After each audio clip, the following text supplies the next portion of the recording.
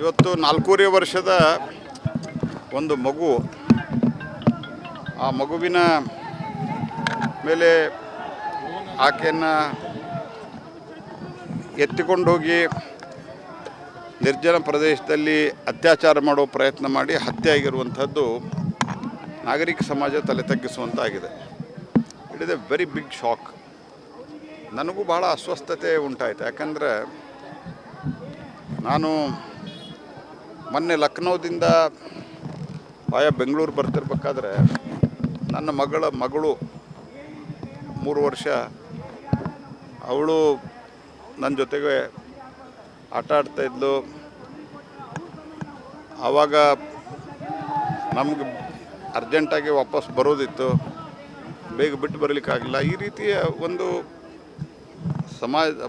ಕುಟುಂಬ ವ್ಯವಸ್ಥೆಯಲ್ಲಿ ಮಕ್ಕಳ ಬಗ್ಗೆ ಈ ಪ್ರೀತಿ, ಈ ಕಾಳಜಿ ಎಲ್ಲ ಇರುವಂತಹದ್ದು ಸಹಜ. ಅಂಥದ್ದು ಅವ್ರ ತಂದೆ ತಾಯಿಗೆ 2 ಮಕ್ಕಳು, ಅದರಲ್ಲಿ ಒಂದು ದಿವ್ಯಾಂಗಳಿದ್ದಾಳೆ, ಅರ್ಥಾತ್ ಜನರಿಗೆ ಅರ್ಥ ಆಗೋ ಭಾಷೆಯಲ್ಲಿ ಅಂತಂದ್ರೆ ಅಂಗವಿಕಲಿದ್ದಾಳೆ. ಇನ್ನೊಂದು ಮಗು ಇದ್ದಿದ್ದೇ ಇದು ಚೆನ್ನಾಗಿರೋದು, ಇದು ಎನ್ಕೌಂಟರ್ ಇದ್ರ ಮೇಲೆ ಅತ್ಯಾಚಾರ ಆಗ್ತದೆ, ಅದನ್ನು ಕೊಂದು ಹಾಕ್ತಾರೆ. ಇದು ಕಾಂಟ್ ಇಮ್ಯಾಜಿನ್. ಇದು ಭಾಳ ಮನಸ್ಸಿಗೆ ಆಘಾತ, ನೋವನ್ನು ತಂದಿದೆ. ಪೊಲೀಸರು ಆರೋಪಿಯನ್ನು ಅರೆಸ್ಟ್ ಮಾಡಿದ್ದಾರೆ. ಅಂದರೆ ಅಲ್ಲಿದ್ದಂಥವ್ರ ಹಿಡ್ಕೊಂಬಂದು ಪೊಲೀಸರಿಗೆ ಒಪ್ಪಿಸಿದ್ದಾರೆ. ಆನಂತರ ಎನ್ಕ್ವೈರಿಗೆ ಕರ್ಕೊಂಡು ಹೋಗುವಂಥ ಸಂದರ್ಭದಲ್ಲಿ ಆತ ಓಡಿ ಹೋಗೋ ಪ್ರಯತ್ನ ಮಾಡಿದ, ಪೊಲೀಸರ ಮೇಲೆ ಹಲ್ಲೆ ಮಾಡಿ ಅಂಥೇಳಿ ಒಂದು ಎನ್ಕೌಂಟರ್ ಆಗಿದೆ ಅಂತ ಪೊಲೀಸ್ ಕಮಿಷನರ್ ನಂಗೆ ರಿಪೋರ್ಟ್ ಕೊಟ್ಟಿದ್ದಾರೆ. ಆ ತಂದೆ ತಾಯಿ ಇಬ್ಬರು ಕೆಲಸಕ್ಕೆ ಹೋಗ್ತಾರೆ. ಒಂದು ಮಗು ಮನೆಯಲ್ಲಿ ದಿವ್ಯಾಂಗ ಇರುವಂಥ ಸಂದರ್ಭದಲ್ಲಿ ಸರ್ಕಾರ ಅತ್ಯುಚ್ಚ ಪರಿಹಾರ ಕೊಡಬೇಕು ಮತ್ತು ಅವ್ನು ಡ್ರಗ್ಸ್ ಇನ್ಫ್ಲೂಯೆನ್ಸ್ದಲ್ಲಿದ್ದಾನಂತ ಎಲ್ಲರೂ ಮಾತನಾಡ್ತಾ ಇದ್ದಾರೆ. ಇದರ ಬಗ್ಗೆ ನಾವು ಹಿಂದೆನೂ ಹೇಳಿದ್ವಿ, ಯಾವುದೇ ಕಾರಣಕ್ಕೆ ಈ ಡ್ರಗ್ ಮೆನೇಸ್ ಏನಿದೆ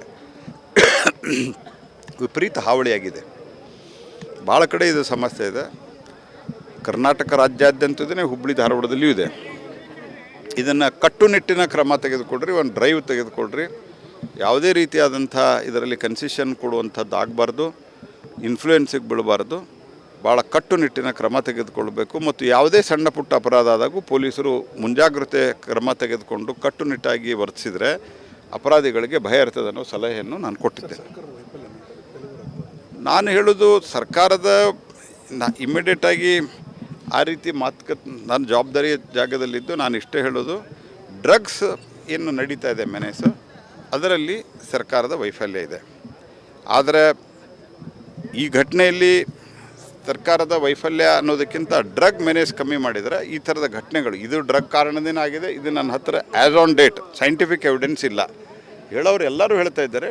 ವಿಡಿಯೋ ಕ್ಲಿಪ್ಪಿಂಗ್ ನೋಡಿದಂಥವರು, ಆತ ಹೋಗೋ ಸ್ಟೈಲ್ ಅದನ್ನು ನೋಡಿದರೆ ಆತ ಡ್ರಗ್ ಇನ್ಫ್ಲೂಯೆನ್ಸ್ದಲ್ಲಿ ಇದ್ದ ಅಂಥೇಳಿ, ಗಾಂಜಾ ಇನ್ಫ್ಲೂಯೆನ್ಸ್ದಲ್ಲಿ ಇದ್ದ ಅಂಥೇಳಿ ಮಾತನಾಡ್ತಾರೆ. ಈ ಮಾತನಾಡೋದ್ರ ಆಧಾರದ ಮೇಲೆ ಆದರೆ ಓವರಾಲ್ ವಿಪರೀತ ಡ್ರಗ್ಸ್ದ ಹಾವಳಿ ನಮ್ಮ ಹುಬ್ಬಳ್ಳಿ ಧಾರವಾಡದಲ್ಲಿಯೂ ಇದೆ. ಹಾಗಾಗಿ ಇದನ್ನು ಪೊಲೀಸರು, ರಾಜ್ಯ ಸರ್ಕಾರ ಗಂಭೀರವಾಗಿ ಪರಿಗಣಿಸಬೇಕು.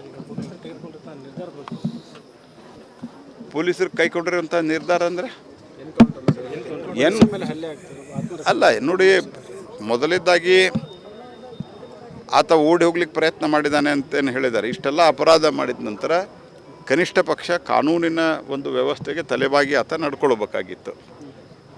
ಆದರೆ ಅವನು ಹಲ್ಲೆ ಮಾಡಿ ಓಡಿ ಹೋಗಲಿಕ್ಕೆ ಹೊರಟಿದ್ದಾನೆ ಅಂತನ್ನುವಂಥದ್ದು ನನಗೆ ರಿಪೋರ್ಟ್ ಕೊಟ್ಟಿದ್ದಾರೆ. ಆ ರಿಪೋರ್ಟಿನ ಆಧಾರದ ಮೇಲೆ ಪೊಲೀಸರಿಗೆ ಏನು ಮಾಡ್ತಾರೆ, ಎನ್ಕೌಂಟರ್ ಮಾಡಲೇಬೇಕು. ಇವತ್ತು 4.5 ವರ್ಷದ ಒಂದು ಮಗು, ಆ ಮಗುವಿನ ಮೇಲೆ ಆಕೆಯನ್ನು ಎತ್ತಿಕೊಂಡು ಹೋಗಿ ನಿರ್ಜನ ಪ್ರದೇಶದಲ್ಲಿ ಅತ್ಯಾಚಾರ ಮಾಡೋ ಪ್ರಯತ್ನ ಮಾಡಿ ಹತ್ಯೆ ಆಗಿರುವಂಥದ್ದು ನಾಗರಿಕ ಸಮಾಜ ತಲೆ ತಗ್ಗಿಸುವಂತಾಗಿದೆ. It is a very big shock. ನನಗೂ ಭಾಳ ಅಸ್ವಸ್ಥತೆ ಉಂಟಾಯಿತು. ಯಾಕಂದರೆ ನಾನು ಮೊನ್ನೆ ಲಕ್ನೋದಿಂದ ಆಯಾ ಬೆಂಗಳೂರು ಬರ್ತಿರ್ಬೇಕಾದ್ರೆ ನನ್ನ ಮಗಳು 3 ವರ್ಷ, ಅವಳು ನನ್ನ ಜೊತೆಗೆ ಆಟ ಆಡ್ತಾಯಿದ್ಲು. ಆವಾಗ ನಮ್ಗೆ ಅರ್ಜೆಂಟಾಗಿ ವಾಪಸ್ ಬರೋದಿತ್ತು, ಬೇಗ ಬಿಟ್ಟು ಬರಲಿಕ್ಕಾಗಲಿಲ್ಲ. ಈ ರೀತಿಯ ಒಂದು ಕುಟುಂಬ ವ್ಯವಸ್ಥೆಯಲ್ಲಿ ಮಕ್ಕಳ ಬಗ್ಗೆ ಈ ಪ್ರೀತಿ ಈ ಕಾಳಜಿ ಎಲ್ಲ ಇರುವಂತಹದ್ದು ಸಹಜ. ಅಂಥದ್ದು ಅವ್ರ ತಂದೆ ತಾಯಿಗೆ 2 ಮಕ್ಕಳು, ಅದರಲ್ಲಿ ಒಂದು ದಿವ್ಯಾಂಗಳಿದ್ದಾಳೆ, ಅರ್ಥಾತ್ ಜನರಿಗೆ ಅರ್ಥ ಆಗೋ ಭಾಷೆಯಲ್ಲಿ ಅಂತಂದ್ರೆ ಅಂಗವಿಕಲಿದ್ದಾಳೆ. ಇನ್ನೊಂದು ಮಗು ಇದ್ದಿದ್ದೇ ಇದು ಚೆನ್ನಾಗಿರೋದು, ಇದು ಎನ್ಕೌಂಟರ್ ಇದ್ರ ಮೇಲೆ ಅತ್ಯಾಚಾರ ಆಗ್ತದೆ, ಅದನ್ನು ಕೊಂದು ಹಾಕ್ತಾರೆ. ಇದು ಕಾಂಟ್ ಇಮ್ಯಾಜಿನ್. ಇದು ಬಹಳ ಮನಸ್ಸಿಗೆ ಆಘಾತ, ನೋವನ್ನು ತಂದಿದೆ. ಪೊಲೀಸರು ಆರೋಪಿಯನ್ನು ಅರೆಸ್ಟ್ ಮಾಡಿದ್ದಾರೆ, ಅಂದರೆ ಅಲ್ಲಿದ್ದಂಥವ್ರ ಹಿಡ್ಕೊಂಬಂದು ಪೊಲೀಸರಿಗೆ ಒಪ್ಪಿಸಿದ್ದಾರೆ. ಆನಂತರ ಎನ್ಕ್ವೈರಿಗೆ ಕರ್ಕೊಂಡು ಹೋಗುವಂಥ ಸಂದರ್ಭದಲ್ಲಿ ಆತ ಓಡಿ ಹೋಗೋ ಪ್ರಯತ್ನ ಮಾಡಿದ, ಪೊಲೀಸರ ಮೇಲೆ ಹಲ್ಲೆ ಮಾಡಿ ಅಂಥೇಳಿ ಒಂದು ಎನ್ಕೌಂಟರ್ ಆಗಿದೆ ಅಂತ ಪೊಲೀಸ್ ಕಮಿಷನರ್ ನಂಗೆ ರಿಪೋರ್ಟ್ ಕೊಟ್ಟಿದ್ದಾರೆ. ಆ ತಂದೆ ತಾಯಿ ಇಬ್ಬರು ಕೆಲಸಕ್ಕೆ ಹೋಗ್ತಾರೆ. ಒಂದು ಮಗು ಮನೆಯಲ್ಲಿ ದಿವ್ಯಾಂಗ ಇರುವಂಥ ಸಂದರ್ಭದಲ್ಲಿ ಸರ್ಕಾರ ಅತ್ಯುಚ್ಚ ಪರಿಹಾರ ಕೊಡಬೇಕು ಮತ್ತು ಅವ್ನು ಡ್ರಗ್ಸ್ ಇನ್ಫ್ಲೂಯೆನ್ಸ್ದಲ್ಲಿದ್ದಾನಂತ ಎಲ್ಲರೂ ಮಾತನಾಡ್ತಾ ಇದ್ದಾರೆ. ಇದರ ಬಗ್ಗೆ ನಾವು ಹಿಂದೆನೂ ಹೇಳಿದ್ವಿ, ಯಾವುದೇ ಕಾರಣಕ್ಕೆ ಈ ಡ್ರಗ್ ಮೆನೇಸ್ ಏನಿದೆ ವಿಪರೀತ ಹಾವಳಿಯಾಗಿದೆ. ಭಾಳ ಕಡೆ ಇದು ಸಮಸ್ಯೆ ಇದೆ. ಕರ್ನಾಟಕ ರಾಜ್ಯಾದ್ಯಂತದೇ, ಹುಬ್ಬಳ್ಳಿ ಧಾರವಾಡದಲ್ಲಿಯೂ ಇದೆ. ಇದನ್ನು ಕಟ್ಟುನಿಟ್ಟಿನ ಕ್ರಮ ತೆಗೆದುಕೊಡ್ರಿ, ಒಂದು ಡ್ರೈವ್ ತೆಗೆದುಕೊಡ್ರಿ. ಯಾವುದೇ ರೀತಿಯಾದಂಥ ಇದರಲ್ಲಿ ಕನ್ಸೆಷನ್ ಕೊಡುವಂಥದ್ದು ಆಗಬಾರ್ದು, ಇನ್ಫ್ಲೂಯೆನ್ಸಿಗೆ ಬೀಳಬಾರ್ದು. ಭಾಳ ಕಟ್ಟುನಿಟ್ಟಿನ ಕ್ರಮ ತೆಗೆದುಕೊಳ್ಬೇಕು ಮತ್ತು ಯಾವುದೇ ಸಣ್ಣ ಪುಟ್ಟ ಅಪರಾಧ ಆದಾಗೂ ಪೊಲೀಸರು ಮುಂಜಾಗ್ರತೆ ಕ್ರಮ ತೆಗೆದುಕೊಂಡು ಕಟ್ಟುನಿಟ್ಟಾಗಿ ವರ್ತಿಸಿದರೆ ಅಪರಾಧಿಗಳಿಗೆ ಭಯ ಇರ್ತದೆ ಅನ್ನೋ ಸಲಹೆಯನ್ನು ನಾನು ಕೊಟ್ಟಿದ್ದೆ. ನಾನು ಹೇಳೋದು, ಸರ್ಕಾರದ ಇಮ್ಮಿಡಿಯೇಟಾಗಿ ಆ ರೀತಿ ನನ್ನ ಜವಾಬ್ದಾರಿ ಜಾಗದಲ್ಲಿದ್ದು ನಾನು ಇಷ್ಟೇ ಹೇಳೋದು, ಡ್ರಗ್ಸ್ ಏನು ನಡೀತಾ ಇದೆ ಮೆನೇಸು, ಅದರಲ್ಲಿ ಸರ್ಕಾರದ ವೈಫಲ್ಯ ಇದೆ. ಆದರೆ ಈ ಘಟನೆಯಲ್ಲಿ ಸರ್ಕಾರದ ವೈಫಲ್ಯ ಅನ್ನೋದಕ್ಕಿಂತ ಡ್ರಗ್ ಮೆನೇಸ್ ಕಮ್ಮಿ ಮಾಡಿದರೆ ಈ ಥರದ ಘಟನೆಗಳು, ಇದು ಡ್ರಗ್ ಕಾರಣದಿಂದ ಆಗಿದೆ, ಇದು ನನ್ನ ಹತ್ತಿರ as on date scientific evidence ಇಲ್ಲ. ಹೇಳೋರು ಎಲ್ಲರೂ ಹೇಳ್ತಾ ಇದ್ದಾರೆ. ವಿಡಿಯೋ ಕ್ಲಿಪ್ಪಿಂಗ್ ನೋಡಿದಂಥವರು, ಆತ ಹೋಗೋ ಸ್ಟೈಲ್ ಅದನ್ನು ನೋಡಿದರೆ ಆತ ಡ್ರಗ್ ಇನ್ಫ್ಲೂಯೆನ್ಸ್ದಲ್ಲಿ ಇದ್ದ ಅಂಥೇಳಿ, ಗಾಂಜಾ ಇನ್ಫ್ಲೂಯೆನ್ಸ್ದಲ್ಲಿ ಇದ್ದ ಅಂಥೇಳಿ ಮಾತನಾಡ್ತಾರೆ.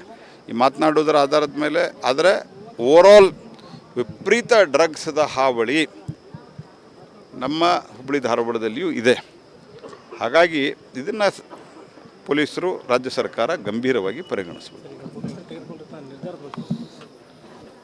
ಪೊಲೀಸರು ಕೈಗೊಂಡಿರುವಂಥ ನಿರ್ಧಾರ ಅಂದರೆ ಏನು ಅಲ್ಲ ನೋಡಿ, ಮೊದಲಿದ್ದಾಗಿ ಆತ ಓಡಿ ಹೋಗ್ಲಿಕ್ಕೆ ಪ್ರಯತ್ನ ಮಾಡಿದ್ದಾನೆ ಅಂತೇನು ಹೇಳಿದ್ದಾರೆ. ಇಷ್ಟೆಲ್ಲ ಅಪರಾಧ ಮಾಡಿದ ನಂತರ ಕನಿಷ್ಠ ಪಕ್ಷ ಕಾನೂನಿನ ಒಂದು ವ್ಯವಸ್ಥೆಗೆ ತಲೆಬಾಗಿ ಆತ ನಡ್ಕೊಳ್ಬೇಕಾಗಿತ್ತು. ಆದರೆ ಅವನು ಹಲ್ಲೆ ಮಾಡಿ ಓಡಿ ಹೋಗಲಿಕ್ಕೆ ಹೊರಟಿದ್ದಾನೆ ಅಂತನ್ನುವಂಥದ್ದು ನನಗೆ ರಿಪೋರ್ಟ್ ಕೊಟ್ಟಿದ್ದಾರೆ. ಆ ರಿಪೋರ್ಟಿನ ಆಧಾರದ ಮೇಲೆ ಪೊಲೀಸರು ಏನು ಮಾಡ್ತಾರೆ, ಎನ್ಕೌಂಟರ್ ಮಾಡಲೇಬೇಕು.